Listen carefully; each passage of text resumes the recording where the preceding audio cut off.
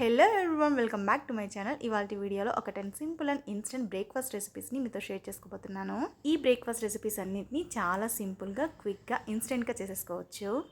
Time లేనప్పుడు క్విక్గా breakfast చేయాలి అనుకున్నప్పుడు ఈ బ్రేక్ఫాస్ట్ రెసిపీస్ని ట్రై చేయండి. సో ఇక అస్సలు లేట్ చేయకుండా వీడియోలోకి వెళ్ళిపోదామా. ఫస్ట్ బ్రేక్ఫాస్ట్ రెసిపీ వచ్చేసి మసాలా వడ. ఈ మసాలా వడ కోసం ఫస్ట్ వచ్చేసి పచ్చిశనగపప్పుని ఒక 3 to 4 hours పాటు నానబెట్టుకోవాలి.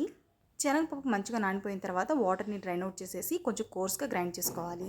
ఇలా మంచిగా గ్రైండ్ చేసుకున్న తర్వాత ఇప్పుడు ఇందులోకి నానబెట్టుకున్నటువంటి శనగపప్పు, ఆనియన్స్, కరివేపాకు, పచ్చిమిర్చి, కొత్తిమీర, సన్నగా తరిగినటువంటి అల్లం వెల్లుల్లి తరుగు అండ్ అలాగే కొంచెం జీలకర్ర, సాల్ట్ కూడా యాడ్ చేసుకొని మంచిగా మిక్స్ చేసేసుకోవాలి.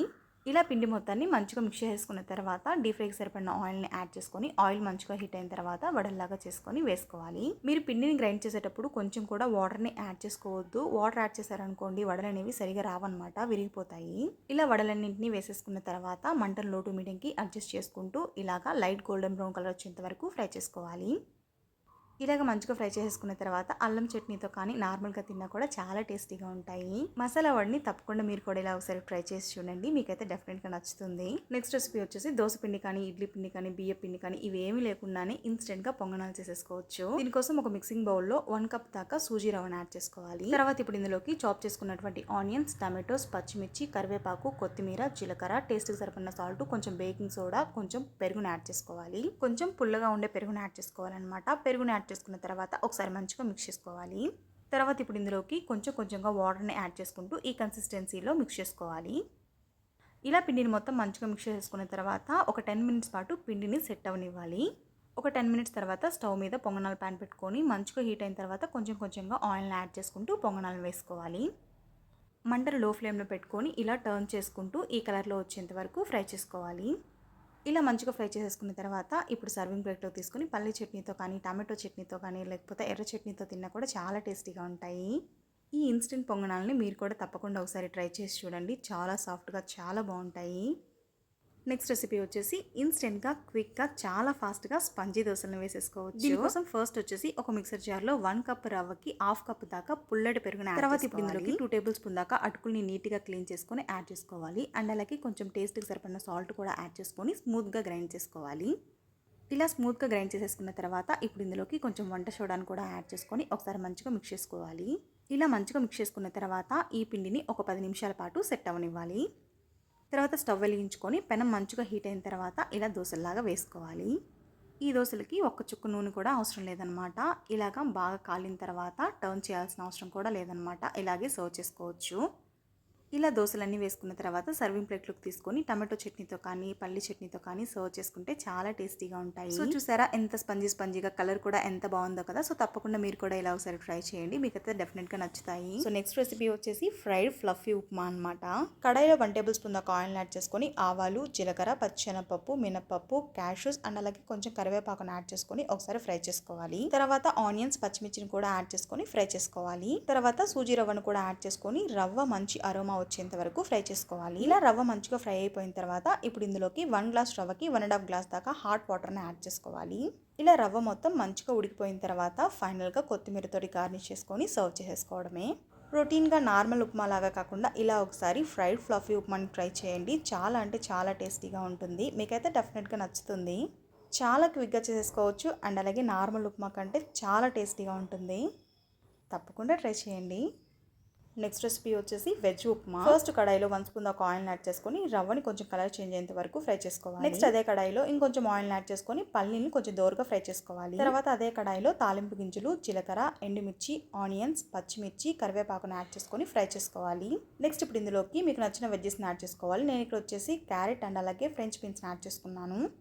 వెజ్జెస్ని యాడ్ చేసుకున్న తర్వాత టేస్ట్కి సరిపడిన సాల్ట్, 1 pinch దాకా పసుపుని యాడ్ చేసుకొని వెజ్జెస్ కుక్ అయ్యేంత వరకు ఫ్రై చేసుకోవాలి. తర్వాత ఇప్పుడు ఇందులోకి 1 glass రవ్వకి 2 glass దాకా వాటర్ని యాడ్ చేసుకొని వాటర్ మొత్తం మంచిగా బాయిల్ అయ్యేంత వరకు కుక్ చేసుకోవాలి.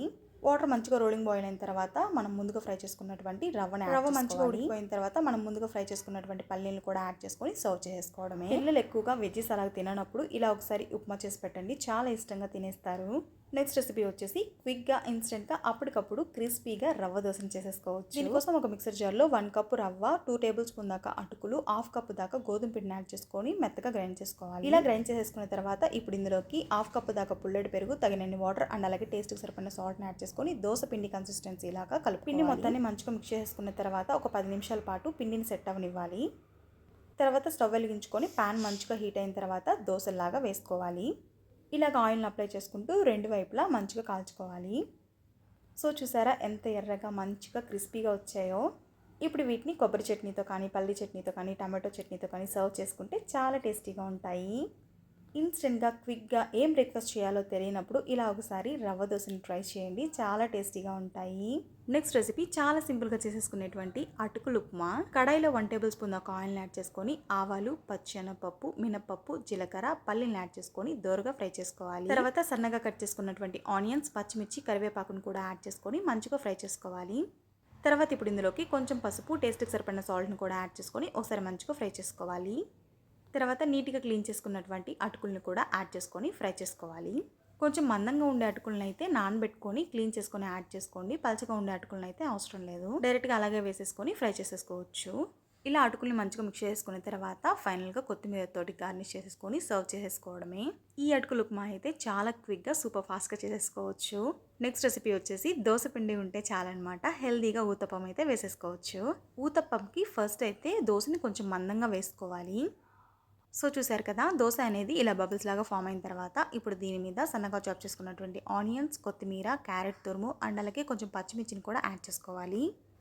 ఇలా అన్నీ స్ప్రెడ్ చేసుకున్న తర్వాత లైట్గా ఆయిల్ని కూడా అప్లై చేసుకొని ఎర్రగా కాలిన తర్వాత టర్న్ చేసుకోవాలి. ఇలా 2 వైపులా ఈవెన్గా కాల్చుకున్న తర్వాత సర్వింగ్ ప్లేట్లోకి తీసుకొని ఎర్ర చట్నీతో సర్వ్ చేసుకుంటే చాలా టేస్టీగా ఉంటుంది. ఈసారి ఎప్పుడైనా దోశ పిండి మిగిలిపోయినప్పుడు ఇలా హెల్దీగా ఊతప్పంని ట్రై చేయండి, చాలా టేస్టీగా ఉంటుంది. నెక్స్ట్ రెసిపీ వచ్చేసి గోధుమ పిండితో సాఫ్ట్గా క్రిస్పీగా ఉండే వీట్ ఫ్లోర్ దోశ. దీనికోసం ఒక మిక్సింగ్ బౌల్లో 1 కప్పు గోధుమ పిండికి 2 టేబుల్ స్పూన్ దాకా సూజీ రవ్వను యాడ్ చేసుకోవాలి. తర్వాత ఇప్పుడు ఇందులోకి జీలకర్ర, కొత్తిమీర, కరివేపాకు, ఆనియన్స్, టేస్ట్కి సరిపడిన సాల్ట్, కొంచెం వంట సోడాని యాడ్ చేసుకొని తగినన్ని వాటర్ని కూడా యాడ్ చేసుకొని దోశ పిండి బ్యాటర్ని మిక్స్ చేసుకున్నట్టు కలుపుకోవాలి. ఇలాగ బ్యాటర్ని మిక్స్ చేసుకున్న తర్వాత ఒక 10 మినిట్స్ పాటు సెట్ అయిన తర్వాత దోశలాగా వేసుకోవాలి.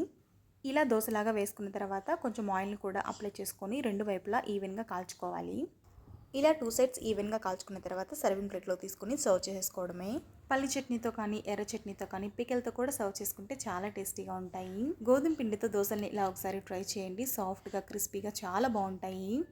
Next last and final breakfast recipe కట్టె పొంగలి. కట్టె పొంగల్ కోసం కుక్కర్లో 1:1 రేషియోలో రైస్ పెసరపప్పుని నీట్గా క్లీన్ చేసుకొని యాడ్ చేసుకోవాలి.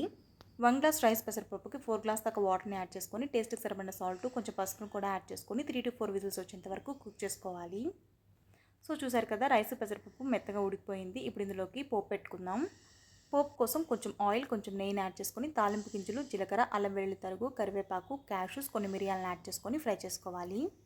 పోపు మంచిగా ఫ్రై అయిన తర్వాత మనం మెదుపుకున్నటువంటి ఈ రైస్ పెసరపప్పులో యాడ్ చేసుకోవాలి. పోపుని యాడ్ చేసుకున్న తర్వాత ఒకసారి మంచిగా మిక్స్ చేసుకొని స్టవ్ ఆఫ్ చేసేసుకొని సర్వ్ చేసేసుకోవడమే. కుక్కర్లో కట్టె పొంగల్ని ఇలా ఒకసారి ట్రై చేసి చూడండి, చాలా టేస్టీగా ఉంటుంది.